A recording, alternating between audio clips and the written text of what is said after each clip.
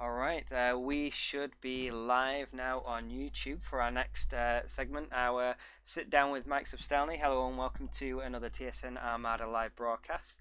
I've got Matthew Vaj with me, who decided that he was going to try and game master a mission whilst doing this broadcast as well, because apparently YOLO, he said. Zanster's joined me for a little bit of backup, and I've got Mike Substelny as well. Over the next hour, I hope I'm saying your name right. Is that correct? Excellent, good. All right, fantastic. Okay, hopefully the desktop audio is coming through. It doesn't seem to be showing on my stream. Just let me double check on the stream. Has joined me for a little bit of backup, and I've got Mike Substelny as well. Over the next hour, I hope I'm saying your name right. Is that correct? Excellent, good. Okay, so it doesn't seem like we're getting some desktop audio in, so I'm going to turn that right up. Do you guys just want to talk for me a little bit? And in fact, what I'll do is we'll go over to Mike in just a second. He's joined us to talk about the Artemis universe, some of the stories that he's created for it, how he takes Tom's ideas and crafts them into the actual universe itself. So I'm going to mute myself, and Mike, I'll hand over to you for a couple of minutes so I can check all the sound levels to make sure they're working properly. And hopefully it will sound right. Do you want to tell us a little bit more about your involvement with Artemis and the Artemis community? You need to mute your background, Javier, because your previous comments are coming over from YouTube. Takes Tom's ideas and crafts them into the actual universe itself. So I'm going to mute myself, and Mike, I'll hand over to you for a couple of minutes so I can check all the sound levels. That's great. Yeah. So he's listening to the YouTube stream, and it's coming back to us. So we're getting it time delayed. Hopefully it will sound right. So if you speak louder than that, we should be good. I can speak louder than the YouTube channel, and frankly, I do not hear the YouTube channel. All right, okay. I think the sound's hopefully working. People in the chat will be telling us, yeah, somebody's saying. It's great hearing ourselves now we're hearing twice. a couple of technical issues. So, Mike, tell us a bit more about some of the things that you've been working on with the Artemis and how you come up with some of the canon.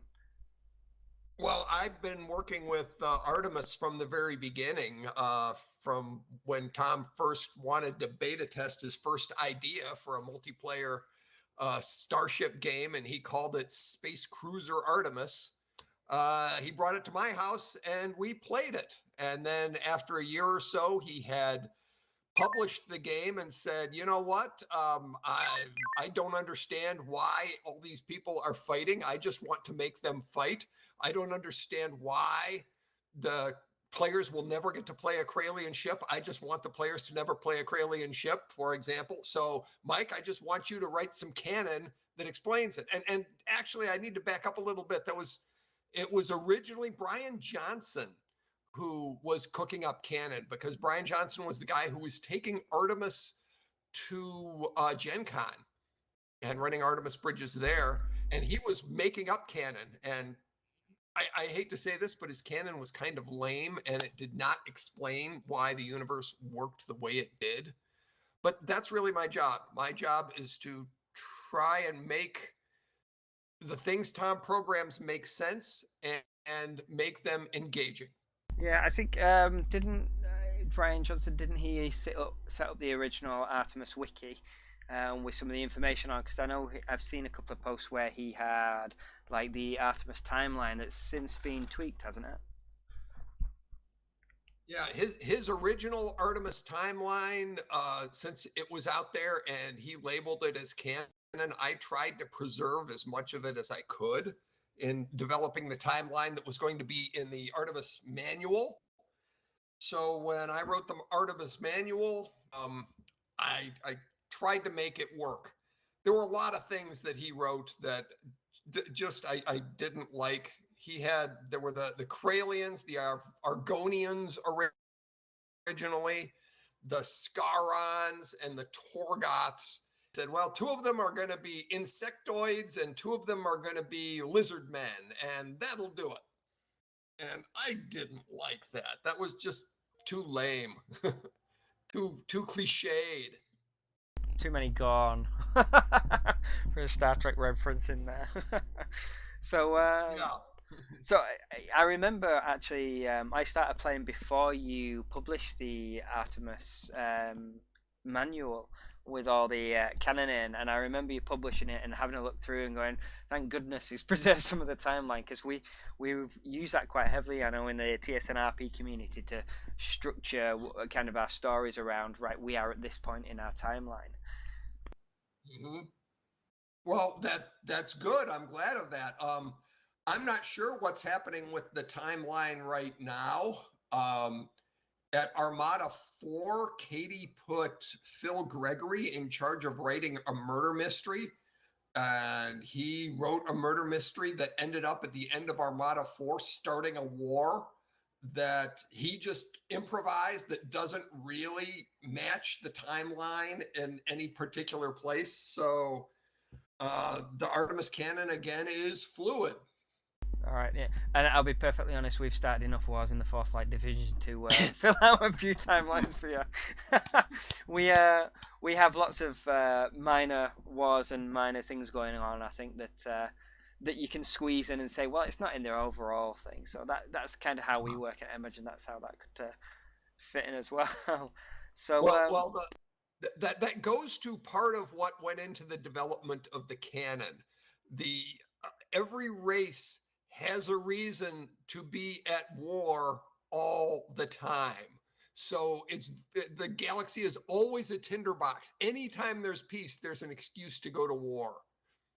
Yeah, I know we've played on that a couple of times in our own games. We've got a story running at the moment now where, in fact, the relations between the USFP and TSN and the Arvonians is a little bit warmer than usual. It might be that the Arvonians join the TSN in the actions that we're doing, and we're gonna be swapping it round so that they're on our side instead of always attacking us. So it's nice to have that flexibility.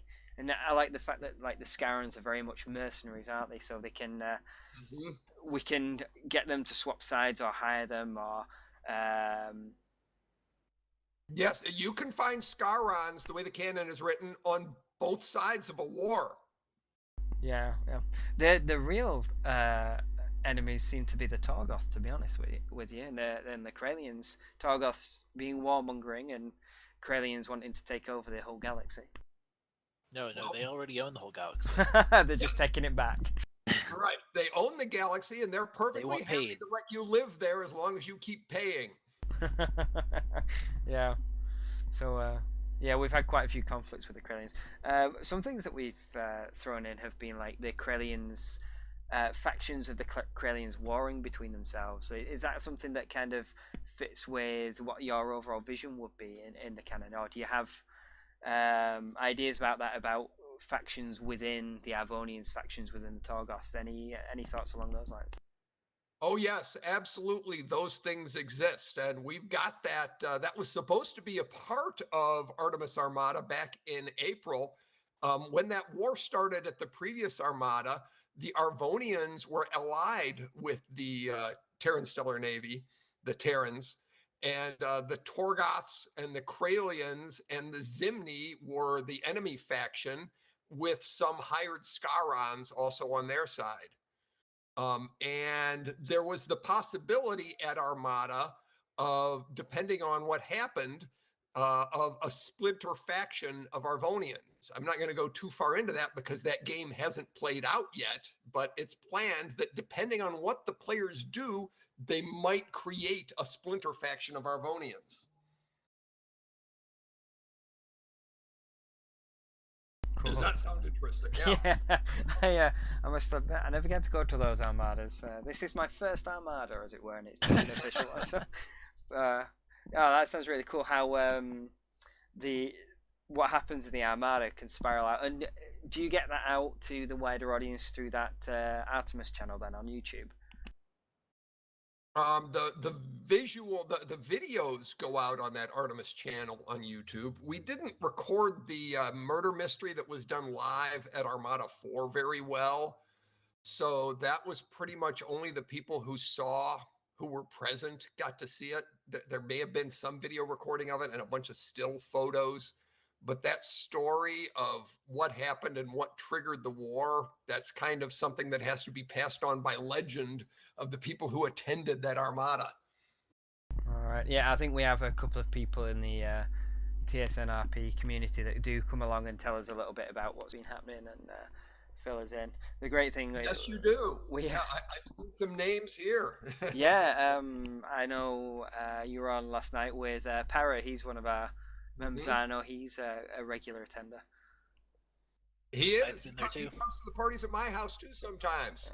Vaj has been there too, and I did dig out a video when he was a lieutenant junior. Yeah. We were having a good old laugh over that the other night. That was Armada 4. So having a look at this then, with all the races in the universe, with those 4 primary ones, do you see like any others that are not necessarily primary races but kind of would be going along in the background of the Artemis universe, or is it just these 4? You've got 4 different factions: your Torgoth, Kralian, Human, and Arvonian. Well, actually, there are 6 factions in the Artemis universe, but 2 of them you mostly don't see if you play the procedurally generated missions. Oh, of course, yeah. And the pirates are both also out there, and we definitely have a lot of mission scripts where you fight against Zimni and against pirates. I completely forgotten about those 2 factions. Yeah, so we've got the pirates and Zim. What about like for example, the USFP is the United Spacefaring Planets. Is like the idea of the canon behind that there's lots of different alien species, almost like the Star Trek Federation kind of idea, or is it more of a Star Wars-esque, lots of different species coexisting but not necessarily under one banner? That was originally how it was. It was kind of lame because spacefaring is actually one word, and so SF really shouldn't have been in there, and Tom just muttered that one day. I think it stood for United Spacefaring Planets, so that's what it became. But then he took USFP out of the game. It doesn't appear anywhere in the game anymore. It now always just says Terran, which fits into the canon a little better, but there's certainly nothing wrong with referring to the USFP, and they think of themselves as the USFP. But it's a lot more interesting if it's sort of a humans only club, and it's not as brotherhoodly as the Star Trek Federation is. That's really interesting, because we had an arc a couple seasons ago where we were in an alternate universe, kind of similar to Star Trek Discovery, although we had it first, I must point out. But we actually had a couple people who were aliens, like Morlock plays an alien in the role play, and he kind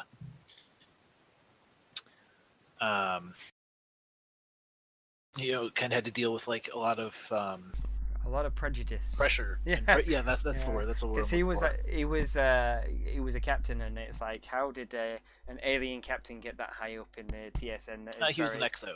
Was he XO? But still, yeah. Yeah. So that was an interesting one. We're in an alternate universe. Yeah. Well, that fits in either universe. The Terran Stellar Navy does have many, many species represented in its crews, but it's mostly Terrans. Ah, right. Okay. So I think that fits with the kind of, I think the view that we take in the TSN, because I think I picked that up from somewhere. So we're predominantly human. What is the Terran Stellar Navy? Yeah.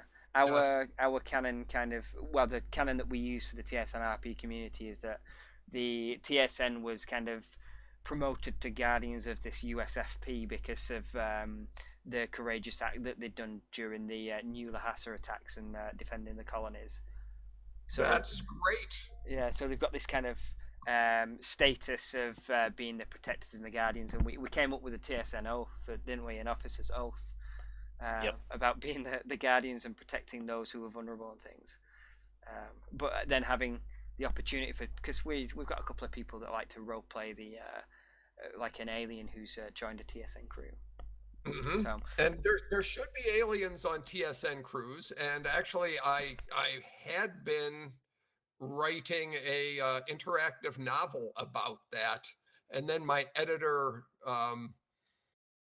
fired me, let's say. So that book never got written, but the story is still out there. Maybe I'll write it as a story of an Arvonian on a TSN ship, who is specifically promoted by the admirals to be an officer on the ship with the assignment of seeing how long you can pass for a human. that's a good idea for a story, that one. Yeah. So the person really is an Arvonian, and they can change their complexion at will, and appear sort of to have a mustache, or sort of to have male features or female features, or can kind of be any human racial look or whatever at any time. But they're assigned to try and look like the same officer for as long as they can, and they want to find out how hard would it be for an enemy Arvonian to infiltrate our Navy. So the assignment is to see how long you can go before you're detected. Almost like training. There's one or two questions coming up in the live chat. Somebody asked, let's have a look. There was one about the fuel collection system. They said, when will the fuel collection system be canon? I'll be perfectly honest, Mike, I stole the idea from you. So I think way back when I first started playing, you had the Havoc in the hammock sector. Yes. And in there you've got the ram scoop. Mm-hmm. So somebody's asking whether the fuel collection system will become canon. I think it already is if you've written a mission and I've just nicked it off yet. Well, I think that I actually like that idea. Tom really didn't like that idea. One of Tom's biggest bugaboos when he first released the game was that the players would jump in their ship and immediately blow up all their own bases. Yeah. And every time he took it to a convention and showed newbie players, they always blew up their own bases because that was the easiest and most fun thing to do. So he wanted to make it so you couldn't go for more than a few minutes without visiting a base. He wanted to make the players dependent on bases. He didn't like the Star Trek going off for weeks and weeks and weeks without refueling, because then all they did was grief their own ships and their own bases. So he wanted to punish the people who were blowing up their own bases. Okay, we've kind of undone that work, haven't we? So, well, to be fair though, like our officers don't have a habit of attacking friendly bases or friendlies at all. Yeah. Aside from occasional shots at the saber. Right, and that's experienced players, but Mm-hmm. I've got to say, except for at Armada, 99% of the people that Tom gets to see playing Artemis are always newbies, and so that's his market. He makes his money by selling the game to new players. He doesn't make any money from the veteran players, so. That's one of the forces that's at work there. Yeah, I can understand that. What's nice, I think, is that a lot of the game is opened up so that we can make the tweaks. So, like, as veteran players, we can change the energy levels and things. And I know he's put that in once or twice, especially with the torpedoes. I made a request of the torpedoes, and he put that in. Yeah, which is really good. Somebody's asking the pirates. We talked about the pirates as being a faction in the TSN in the Artemis universe, and somebody's asking what races are the pirates? Are they human race? Are they one of the other alien races, or are they a completely separate alien race of their own? What's your thoughts on that? The way I'm doing it, anybody can be a pirate. I'm actually working on a set of screenplays about an all-female space pirate crew, and there's a human, an Arvonian, a Zimni, and then a couple of other races that you haven't seen in the crew of this ship. And that's how pirates are. Anybody can be a pirate. So it's just a matter of Anybody and everybody can be a pirate. That's I know there's some people listening going, excellent, because I'm a pirate. Captain Wethington, I think, is a notorious pirate, isn't he? Eric Wethington. Yeah. Right, let's have a look. Let's see what else we've got on here. You talked about your screenplays. Tell us a little bit more about those. You said you were writing a couple of screenplays. Yeah, well, I am working on some screenplays that science fiction magazines and books are still a big business, but they are not what they used to be. And yet people are consuming more science fiction now than ever before. And they're consuming it in the form of games and in the form of films and television shows.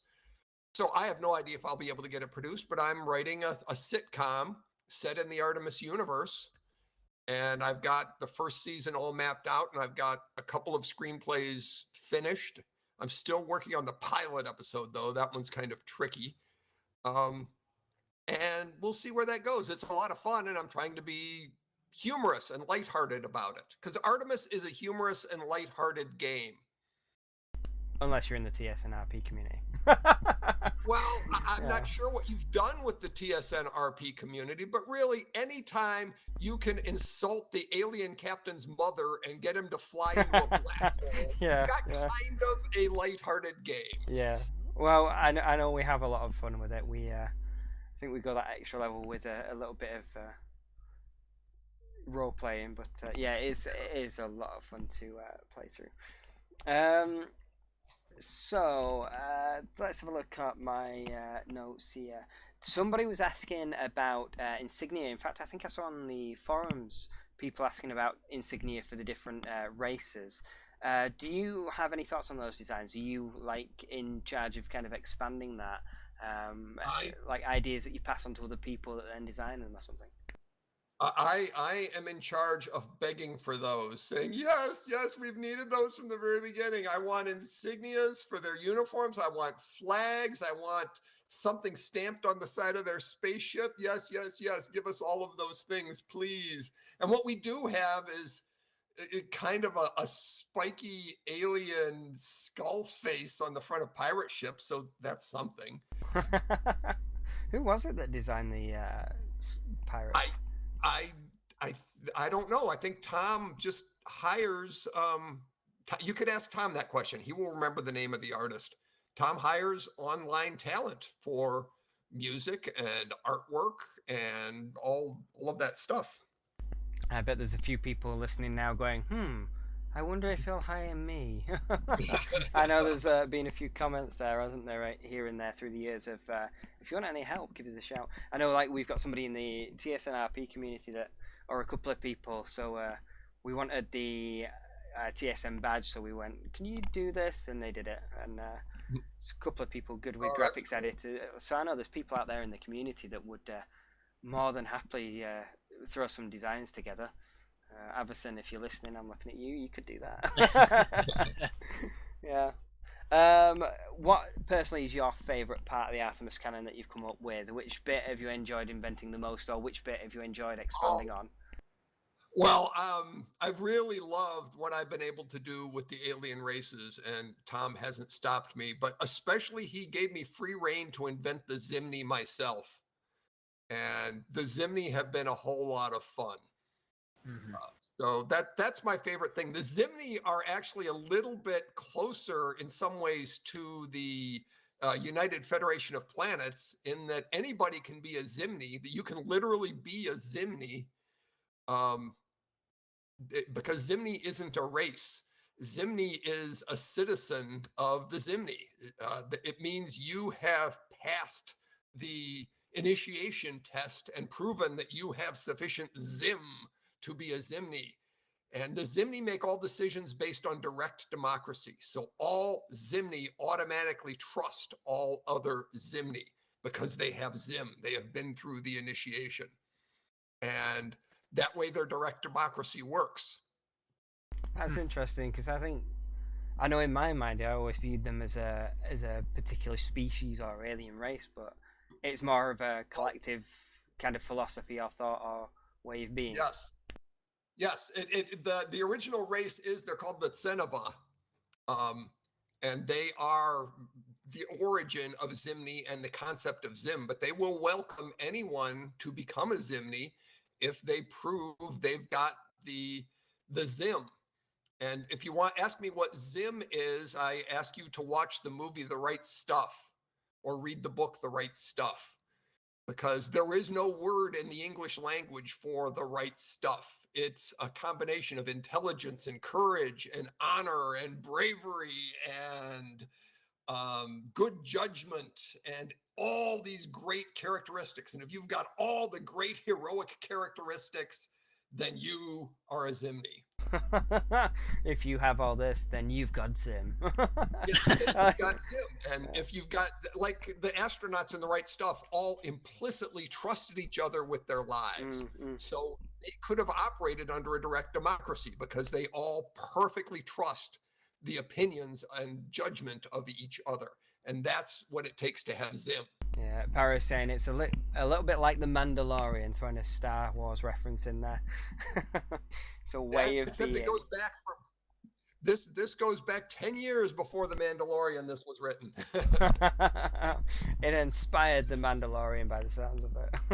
Yeah, could be. All right.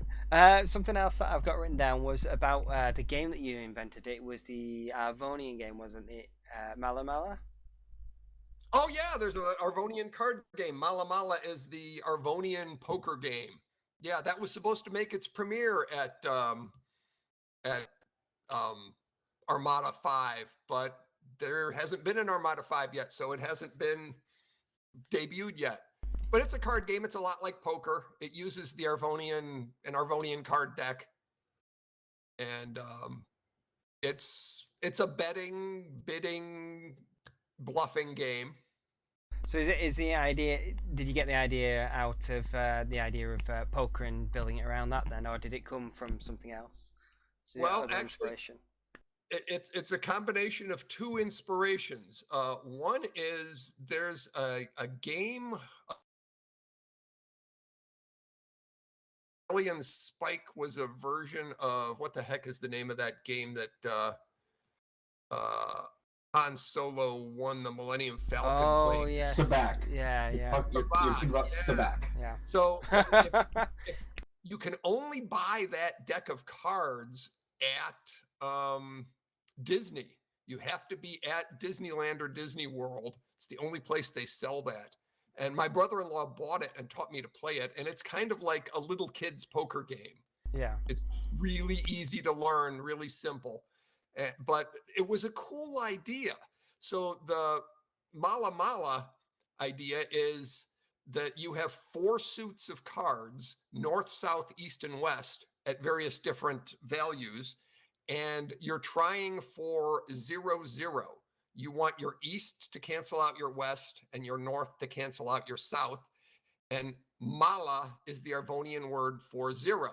So if you have reached 0-0 in your hand, you have a Mala Mala. Yeah. Somebody's asking, we're going to have to pitch that one to Tom Dave. He's saying, now, if only fighter pilots could play Mala Mala instead of blackjack. Well, the problem is Mala Mala, you could play blackjack against an AI dealer. It's a lot harder. You want like 3-4 players to play a poker or a Mala Mala game. It's a little harder to make that an automated game. Blackjack is kind of perfect for the player versus the dealer. But it's possible Tom could put Mala Mala in there, and we were going to have real Mala Mala tables set up for the fighter pilots to play, and we were going to have money for them to sit around with their feet up on the table, chomping on it. Well, probably not a cigar, but and playing cards and trying to beat each other out of money. Somebody on the stream saying, do you need any play testers, because he's got TSN wages burning a hole in his pocket. Well, we have done some play testing. Bar. Yes, yeah, it we've is. done some play testing at my house, and we've done some play testing at Critical Hit Games. But if somebody from out of town wants to play test, yeah, that would help. There are probably a few flaws in the rules yet. Darren, a couple of weeks ago, pointed out that there was a problem with the rules to me that needs to be tweaked. So, yeah, I think we throw in that tweak. We could use some play testers, but it's really hard to play a card game not sitting at the table together. Yep. Do you know what? We figured out how to play Artemis Online. We'll figure that one out. So, do you know, you were saying Malamala is a word for zero in Avonian. Does that come from, I know there was somebody writing like the Corellian dictionary that they did. Does that come from the same guy who wrote the Corellian dictionary then? Yes, Tom paid him to write the dictionaries. There's a Corellian dictionary, an Arvonian dictionary, a Zimni dictionary existing, and I think he was working on Scarron and Torgoth too. I don't know if he's finished those. He was at Armada 1. Randy, I think is his name. Yeah. Randall on the forums. He doesn't visit the forums so often anymore, but he's quite a good linguist. Yeah, I remember browsing through a couple of his dictionaries and just being blown away about the depth that he'd gone to with it, of how the grammar goes together and everything, and how the words are affected by one another, you know, how you get your verb forms and things like that. So it was really, really interesting to see. And he came up with very iconic looking alphabets for the different races also. Yeah, so in fact you can download those as font sets, can't you? Yes, you can. Yeah, and you can label things in those words with those fonts. And we've had at 2 Armadas, I believe, we've had crews need to decipher something written in an alien language. I think at Armada 1 was the first time we had the crew picked up an ancient Corellian artifact, and they had to figure out if it was dangerous or not, and by decoding the Corellian. Meanwhile, enemy ships are closing in on them. It was a blast. Yeah, I think I saw little bits about that, or heard little bits about that. Yeah. A spoiler alert, it turned out to be an ancient empty beer can. When they decoded it, it had the ingredients for the beer, and it had a description of the beer, and then it had a big label that said it was beer. Brilliant. So it turned out not to be a super weapon. Talking about mission scripting, that's a really nice actually lead on to one of my next questions. You wrote some of the original mission scripts that are still shipped with the Artemis game. Have you got any plans to go through and update them, or write some new ones at all?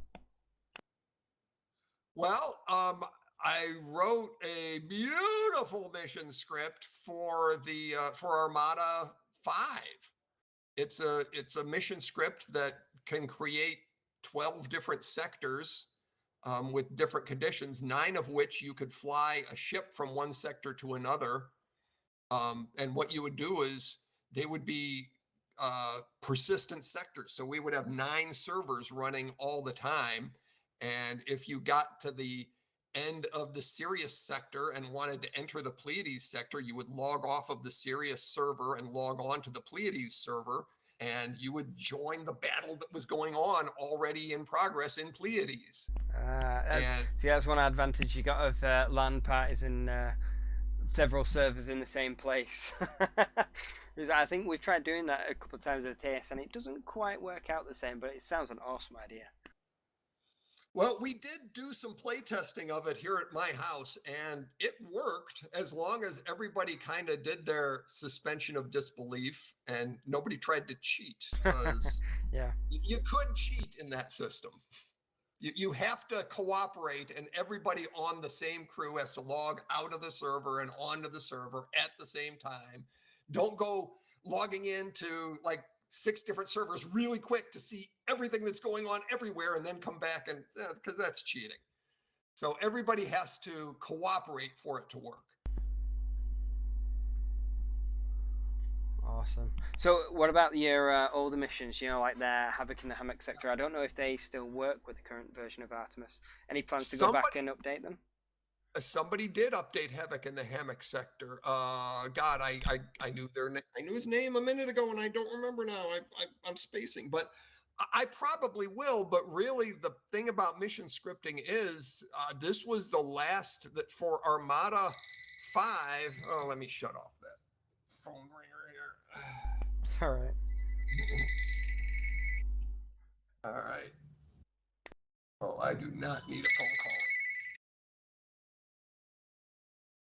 So, this was intended. This is live, guys. By the way, this is live. This was intended to be the last time I would ever write a mission script in XML. Oh, of course, because we're looking forward for the Artemis 3, aren't we? That I'm probably going to try and pin down Tom on tomorrow. Yeah. Please do. Please pin down Tom on Artemis 3 because the mission scripting system won't be XML in Artemis 3. So ask him about that. But I'm really excited and looking forward to writing mission scripts for Artemis 3.0. It's going to be awesome. All right, okay. That gives you a reasonable excuse to hold off on updating some of the older ones. Yeah. We'll let you off there. Well, one of the things he's tantalized us all with is an unlimited universe, not 100,000 by 100,000. Yeah. But infinity. He could have done infinity in Artemis 1.0, but he didn't think people wanted it. But now it kind of looks like it would be great if that's what we had. Yeah, I know. Like in our games, we've ended up expanding it so that we had loads of space to go with. It's interesting though because we've got so many areas that we can go to in our mission script, and we don't use a lot of them. We tend to focus on that 100 by 100, but having it the open space to play around with as a mission scripter would be really cool, I think. Yeah, it sure would. Yeah. So you are quite famous online as well, I think, for holding your testing parties, the ones that go on. So is there a testing party plan coming up in the future after everything's all reset itself and we're back to normal? Well, yes, of course we will do that. We normally do it 4 times a year, every 3 months, except when there is an Armada.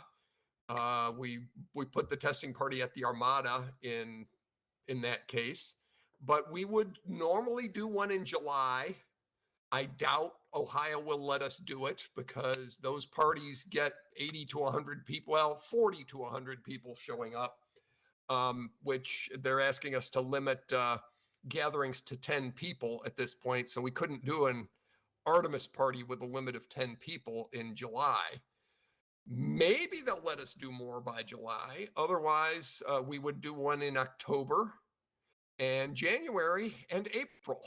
Those are the months when we do the Artemis testing parties. And we might occasionally do, in the lead up to Armada 5, we started doing what we called elite Artemis parties, where we didn't invite the entire world. Because we needed experienced Artemis players only.